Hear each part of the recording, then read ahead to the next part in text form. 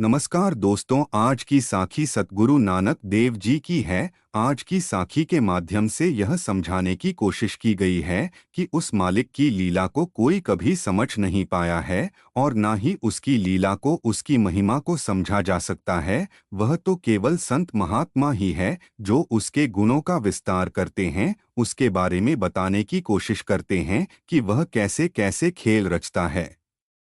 आज की ये साखी लड़की से लड़का बनने की है, तो आइए बड़े ही प्रेम और प्यार के साथ आज की यह साखी शुरू करते हैं। नारी से जो पुरुष करावे पुरखन ते, जो नारी परमात्मा स्त्री से पुरुष और पुरुष से स्त्री बना देता है। द्रौपद राजे के घर एक कन्या पैदा हुई, परंतु राजे ने उसको पुत्र समझकर पाला तो उसका नाम शिखंडी रखा। कुछ समय के बाद जिस समय बड़ा हुआ तो उसके लिए नाता आ गया। राजे द्रौपद ने मोड़ा नहीं, पुत्र करके शिखंडी का विवाह कर दिया। जब स्त्री परता दोनों इकट्ठे हुए तो लड़की को पता लगा कि जिसके साथ मेरा विवाह हुआ है वह तो पहले ही लड़की है। उसने अपने माँ बाप को आकर कहा कि जिसको तुमने लड़का समझकर मेरा विवाह किया है वो लड़का नहीं लड़की है। उस समय लड़की के पिता ने अपने जवाई शिखंडी के सिर काटने की योजना बनाई। जिस वेले मारने को आया तो शिखंडी दौड़कर कुबेर के बाग में छिप गया। शिखंडी ने बागवान को अपना सारा हाल सुनाया। बागवान को दया आई तो बागवान ने अपना पुरुष स्वरूप शिखंडी को दे दिया तो उसका नारी स्वरूप आप ले लिया। शिखंडी अपने घर आकर अपनी सुपत्नी को बुलाकर ससुर की प्रसन्नता के साथ रहने लग गया। जिस समय कुबेर सैर करने के लिए बगीचे में आया तो माली आगे से नहीं उठा। कुबेर ने पूछा, आज क्या बात है? आगे तो हर रोज उठते थे, आज नहीं उठे। उस समय माली ने अपना सारा वृत्तांत सुनाया कि मैं आज स्त्री रूप हो गया हूँ।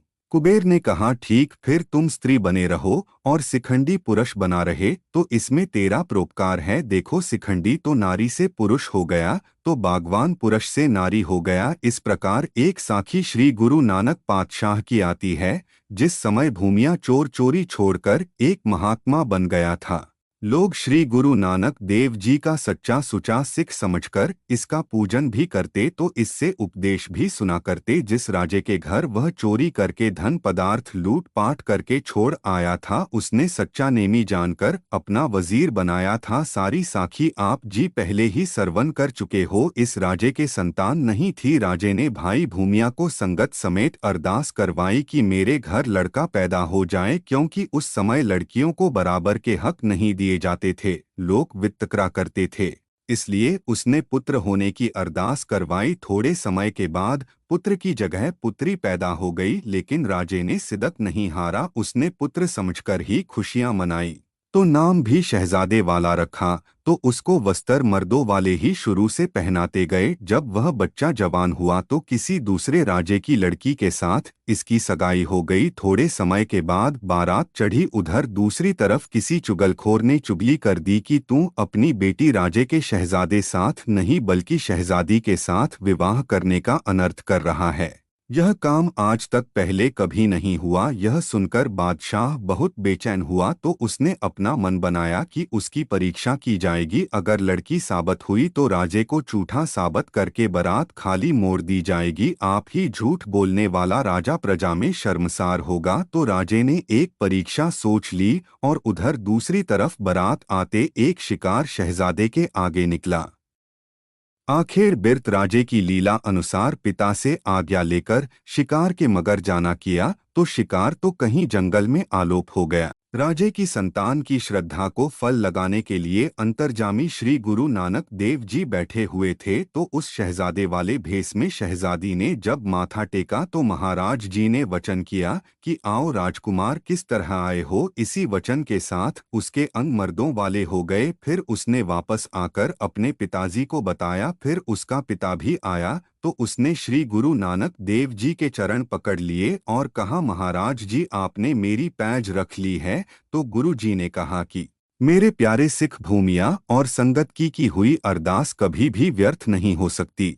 मेरी तेरे ऊपर खुशी हुई। राजा बारात लेकर जब लड़की वाले राजे के महलों में पहुंचा तो आगे जो उसने परीक्षा का डंक सोचा हुआ था उसके अनुसार पुत्र वाले राजे को बेनती की कि हमारी कुल की रीत है कि हम अपने महलों में विवाह करने वाले लाड़े को वस्त्रा समेत स्नान करवाते हैं और वो बस्तर हम अपनी तरफ से पहनाकर स्नान के बाद लाड़े के वस्त्र की यादगार रखते हैं। मलमल के ब्रीक वस्त्र शहजादे को पहनाकर जब शहजादे को स्नान करवाया तो उसके मर्द चिन्ह की शिनाख्त हुई। इस करके राजे ने अपनी लड़की की शादी के साथ साथ खिमा झाजना भी की कि मुझे माफ करे, मुझे किसी चुगल ने भ्रम डाल दिया था जिस करके तुम्हारे पुत्र को स्नान करवाने की खेचल दी। यह हमारी कोई कुल की रीत नहीं थी, यह मैंने अपनी तसल्ली के लिए किया। आप मुझे माफ कर देना कि किसी के कहने पर मैंने आपके ऊपर शक किया।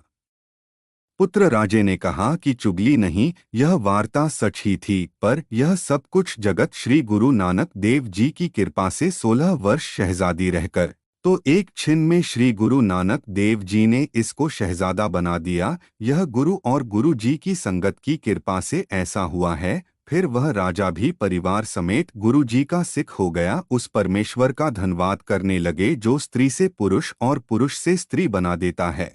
प्यारी साध संगत जी, यह पावन शब्द श्री गुरु ग्रंथ साहिब जी के पावन अंग 1252 में सुशोभित है, जो कि इस प्रकार है। राज आश्रम मित्र नहीं जानी तेरी, तेरे संतन की होचेरी है। ऊंचे महल वाले प्रभु मेरे से तेरी कुदरत का अंत नहीं पाया जा सकता। तेरे संत ही तेरे गुणों का जिक्र करते हैं, सो ये मेरी आत्मा तेरे संता की ही दासी बनी रहे। यह ही मेरी ताग है। हंसतो जाएं सो रोवत आवे, रोवत जाएं सो हंसे। जेकर कोई हंसता जाता है तो वह रोता आता है, तो अगर कोई रोता जाता है वह हंसता आता है। वस्तु हुई हुए सो उजर, उजर हुए सौ बसें। जो कभी वसदा नगर होता है वह उजड़ जाता है और उजड़ा हुआ स्थान वस जाता है। जलते थल कर थलते कुआ, कूपते मेर करावे धरती ते आकाश चढ़ावे, चढ़े आकाश गिरावे। परमात्मा की खेड़ आश्चर्य है। पानी से भरे जगह से ब्रेता कर देता है, ब्रेते से खूह बना देता है और खूह की जगह पहाड़ कर देता है। जमीन ऊपर बैठे को आसमान ऊपर चढ़ा देता है, आसमान ऊपर चढ़े को नीचे गिरा देता है। भिखारी ते राज करावे, राजा ते भिखारी। खल मूर्ख ते पंडित करे, वो पंडित ते मुक्तारी। मंगते को राजा बनाकर उससे राज करवाता है, राजे से मंगता बना देता है। महामूर्ख से विद्वान बना देता है और पंडित से मूर्ख कर देता है। नारी ते जो पुरुष करावे, पुरखन ते जो नारी। कहो कबीर साधो को प्रीतम जिस मूरत बल्हारी। जो प्रभो स्त्री से आदमी बना देता है और मर्दों से स्त्री बना देता है। कबीर जी कहते हैं, मैं उस सुंदर स्वरूप के ऊपर बल्हारे जाता हूँ। वो संत जना का प्यारा है।